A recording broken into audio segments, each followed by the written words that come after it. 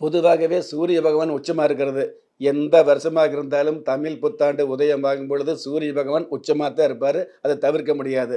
ஆனால் சூரிய பகவானுக்கு 12ஆம் இடத்துல கூட்டு கிரகங்கள் சேர்ந்து இருக்கிறதுனால, சூரிய பகவானுடைய வீட்ல கேது பகவான் இருக்கிறதுனால, பொதுவாகவே சூரிய பகவான் அரசியல் சம்பந்தப்பட்ட கிரகமா இருக்கிறதுனால, அரசியல் சம்பந்தப்பட்ட விஷயங்கள்ல எதிர்பாராத மாற்றங்கள், புதிர் போடுகிற கேள்விகள் அதிகமா வந்துட்டு இருக்கும்.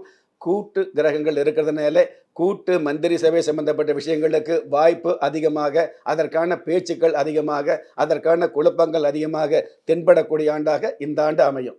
இந்த தமிழ் புத்தாண்டுல அதாவது குரு பகவான் ராஜாவான ஒரு ஆதிபத்தியம் எடுத்திருக்கிறதுனால, குரு பகவான் பொதுவாகவே சொர்ணத்துக்கு, தங்கத்துக்கு அதிபதியா இருக்கிறதுனால, தங்கம் சம்பந்தப்பட்ட விஷயங்கள்ல, பெண்களுடைய அங்கத்திற்கு தேவையான தங்கம் சம்பந்தப்பட்ட வகையில பங்கம் இல்லாத சூழல். அவ்வப்பொழுது விலை ஏற்றம் சம்பந்தப்பட்ட எந்த நேரத்தில விலை ஏறும்னு நினைக்கிறோமோ, அப்ப விலை குறைவு. எந்த நேரத்தில விலை குறையும்னு நினைக்கிறோமோ, அந்த நேரத்தில விலை ஏற்றம். இந்த மாதிரி எதிர்மறையான ஒரு சூழல்களை புதிர் போட்டு கொடுக்கக்கூடிய அமைப்பும் இந்த தங்கத்துக்கு அதிகமா இருக்குது அப்படிங்கிறது உண்மையான விஷயமா வந்துட்டு இருக்குது.